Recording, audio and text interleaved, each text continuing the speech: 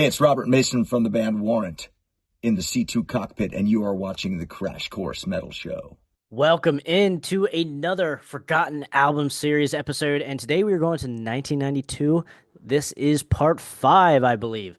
So, yes, 1992 has many parts because it is a great year for hair metal. Now, maybe not so much on the record sales wise, but album releases and brand new bands coming out. Awesome, awesome shit all the way around. So, I got three more choices here for you guys. And without further ado, let us just jump into the first one here. So, we're going to be jumping into Electric Boys with their second album, Gruvus Maximus. Now, Electric Boys, if anyone's unaware of, they are from Sweden. And I always forget that this band is from Sweden. I don't forget about this band, but whenever I listen to them, I don't think of Sweden because we love to talk about Swedish bands, especially newer Swedish bands, newer as in the last 20 years and up. But certainly the 80s did produce some good Swedish bands as well in the hair metal realm. And Electric Boys is one of them here. And this album is, I think, possibly better than the debut. And a lot of people love the debut. The debut had like All Lips and Hips and, Into the Woods. It's a good album, but I think I always, gravitated towards this one because you had songs on here. You had the single "Mary in the Mystery World," really, really good. One of my favorite songs off of the album. It did do okay in the UK and obviously Sweden on the singles charts, but nothing obviously here in America because 1992. What do you expect? To have any fun or even like because they do have a funky feel. So bands they would be thrown into camp of like say Bang Tango, King of the Hill, bands kind of like that have a little bit of a funky, even like 70s ish tone to their playing, especially the first album, and this one too, because like both of these albums are pretty similar. But obviously this one has a slight overtone of 1992, just slight, nothing crazy that is out in left field or anything. But you can tell this is a maybe more mature album for them, but still having fun with it though too. You got Knee Deep in You in here. Oh my gosh, you got Fire in the House, really good fourth track. Sky is Crying, love the vocal delivery on that song. Bed of Roses is cool. She's into something heavy. The bass really comes out in a lot of these songs. Great choruses, different feels though too. Different like feeling type songs, and the ballad on here is absolutely great. Dying to Be Loved. I remember when I bought this album in high school. I bought this late senior year because I remember like falling asleep to like Dying to Be Loved like all the time. Like it was so good, so relaxing. Love that song. I still love that. Whenever that song comes on, it takes me back to high school. But also, like, I it doesn't get old for me. I Whenever that comes on, I let that motherfucker play. So, great song, great ballad. Possibly a top 20 ballad for me, in all honesty. Uh, but you do have 13 tracks. I will say that is kind of the weak point that I will point to here is that you could take a couple of these tracks off.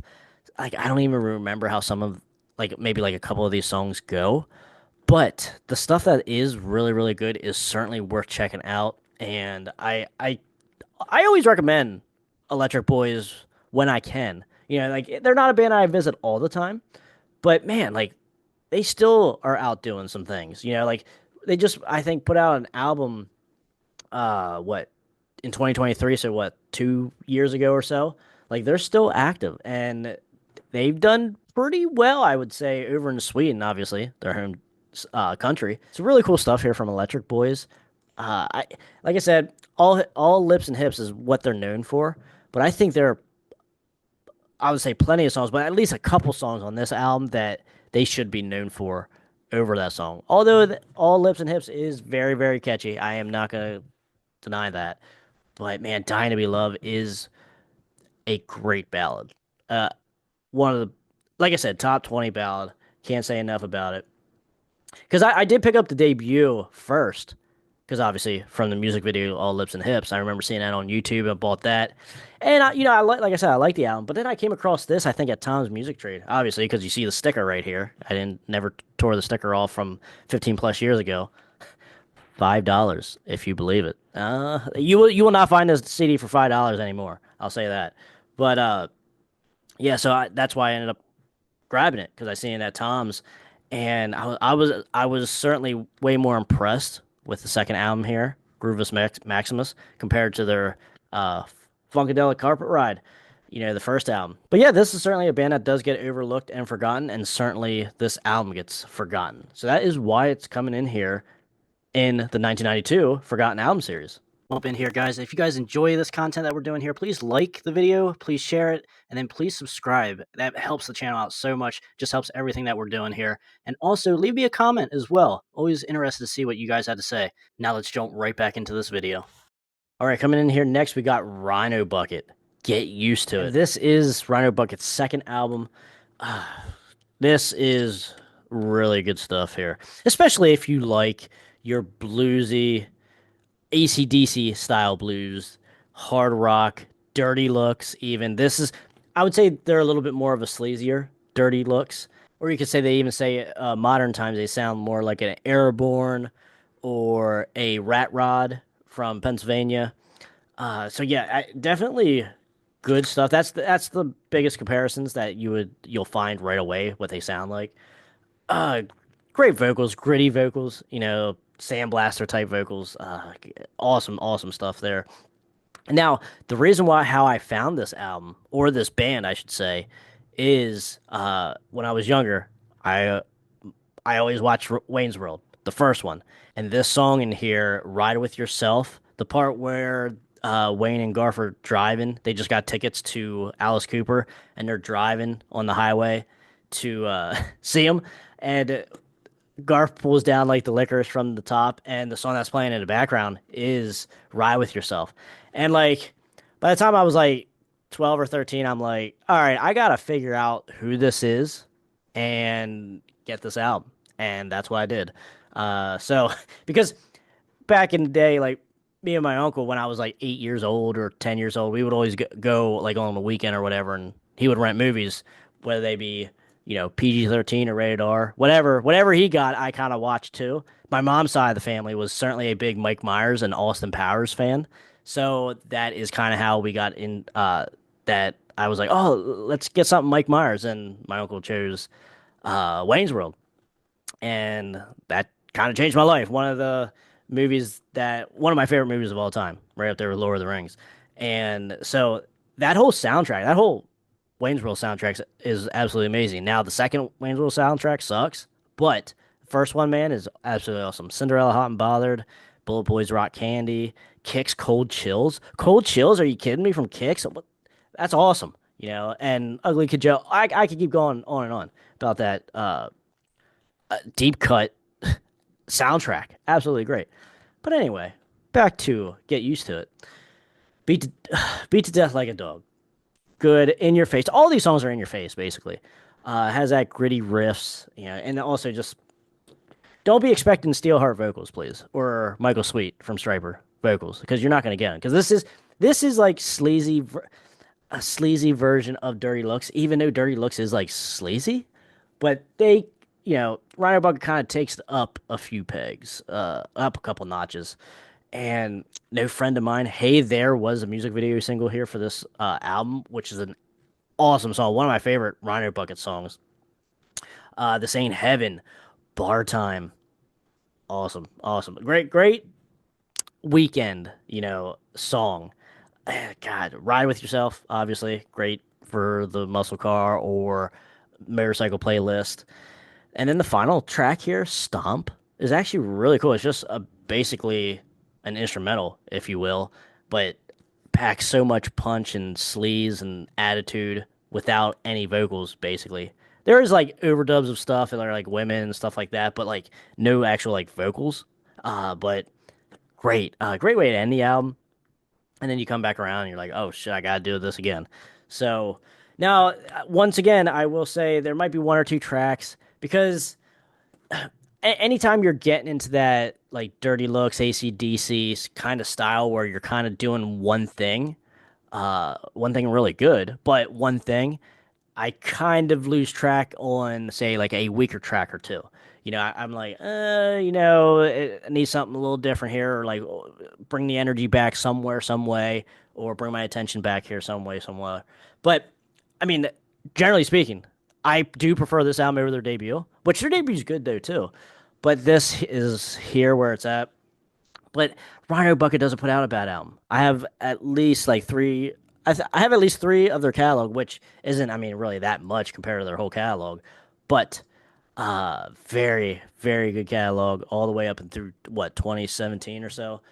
But man, Rhino Bucket, give them a check out, especially if you like AC/DC and Dirty Looks and shit like that. Like you will certainly like just it's riffs that anyone that likes guitar is gonna like. Anyone that likes blues is gonna like. Just I don't know how else to put this album and put how they sound because absolutely great. So, and this is also your reminder to watch the first Wayne's World as well. So very cool. All right, so coming in here last but certainly not least, it is going to be 21 Guns with their debut album Salute. Okay, salute. Maybe a change of underwear, son. So this is the most recent album that I added to my collection. I found this album and this band 8 months ago, give or take 6 to 8 months ago, and I was just randomly going through Tom's Music Trade. Surprise!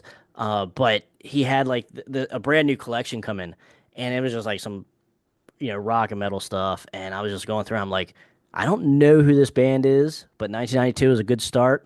And take a look at the back, and they had that like AOR feel to them, not glammy, not sleazy or anything like that. So I thought, what the hell?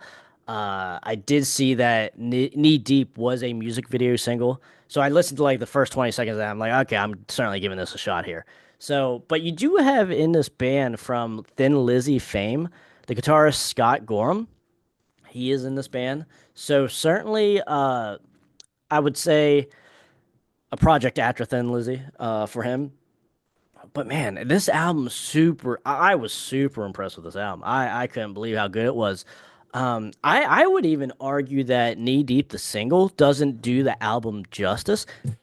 Knee Deep's awesome. I'm not gonna say it's not good or great, but there's some really melodic stuff, mid-tempo stuff on here, ballads even that are really, really good and just keep, you know, the high ground all the way through the album. Just keep your expectations high, throughout the whole album. So one of the things I will say is that you can kind of this does sound like 1992 slightly, maybe because it has that AOR feel, like hard rock AOR feel to it. But to me, that's not a bad thing because like I kind of put this sound into a like say Baton Rouge sound a little bit as well. I even heard people compare it to like say the classier version of Danger Danger and Ted Poley, or even Elias and such, which I get that a lot. I can probably agree with that, but I mean Danger Danger is great too. But it has that more mature lyrically. It's even like as great as a songwriter as Ted Poley from Danger Danger is. I think there are, especially when we're comparing the first two albums of Danger Danger, I will say, first and foremost, that's where I'm getting this comparison. Same around the same year, so that's where I'm going with that. But this album, 21 Guns, does have a little bit of a more mature songwriting and content, and I do really dig that, especially in the ballads and such. Really, really good stuff. These Eyes, really good. I don't even know if I would even consider that a ballad or not. I don't know. Either way, I listened to the hell out of that song, whether it's a ballad or not a ballad. I don't know, and I don't care because it's absolutely amazing. But it just has great songwriting to it. But it does have that 1992 feel, which I don't care. I think that's the early 90s was like a really good time. I just remember seeing like a lot of TV shows because obviously of my birthing in 1992, I wasn't really around to know what it really looked like. But just watching like old TV shows from the early 90s, like X Files, Married with Children, shit, it's just shit like that, Home Improvement and stuff. You see the cars, you see the atmosphere and stuff like that, like, and you just feel like, oh, I could totally hear someone going by in a car blaring Tattoo Rodeo or 21 Guns or Baton Rouge, and it would fit perfectly into that soundtrack of that show or whatever. But man, yeah, so These Eyes, great song. Man, Marching in Time, great. Like some of these songs like are talking about war, even like a soldier like dying in war and stuff like crazy. Not what you would really be expecting from an AOR band. That's what I said. Like some of this stuff is very mature. Songwriting here on this. Just a Wish, Tell Me, is an awesome song. One of my favorite songs off the album. More ballady style, but it's like a mom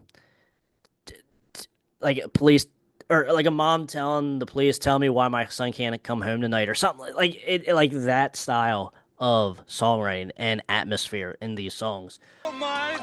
I don't mind. Well, I mind. I mind big time. But it keeps that polished AOR edge, like not fun, obviously, but like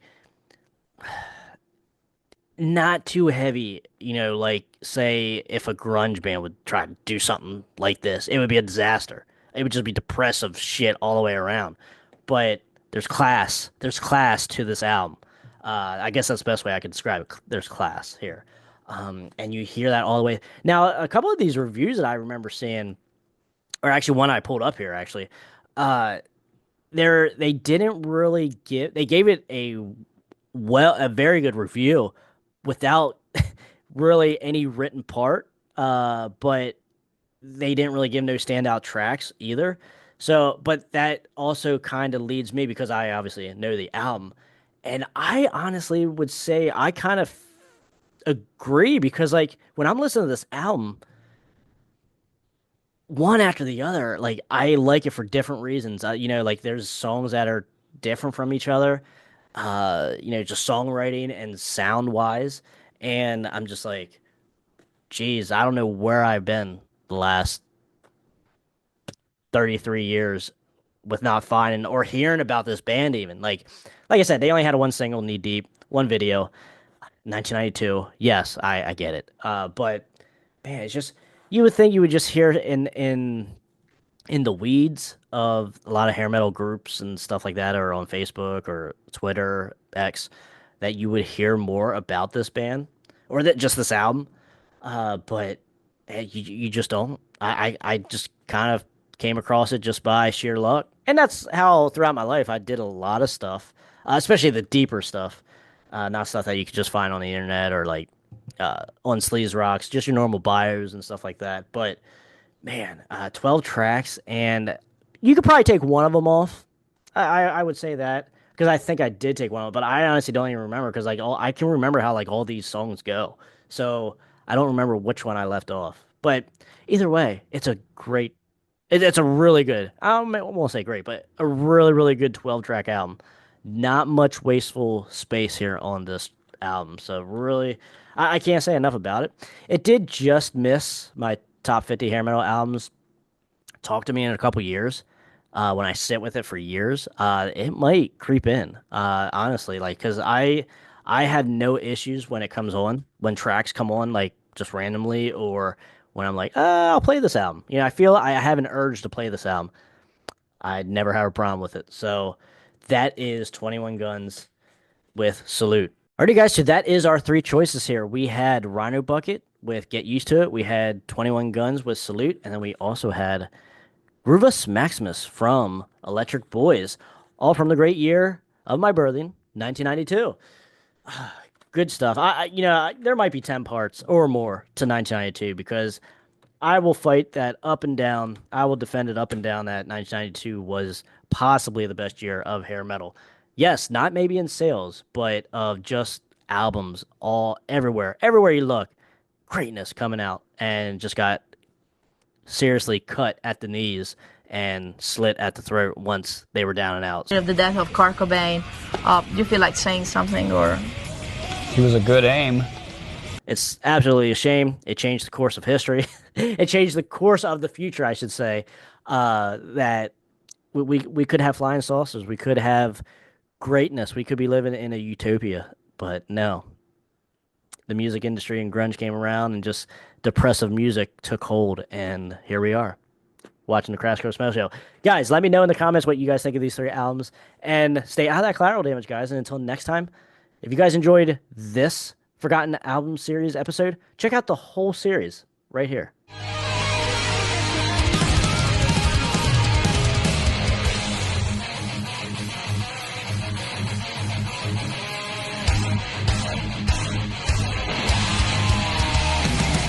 Yeah, I wrote that. It's called I Want to Rock Your Body. And then in parentheses it says to the break of dawn.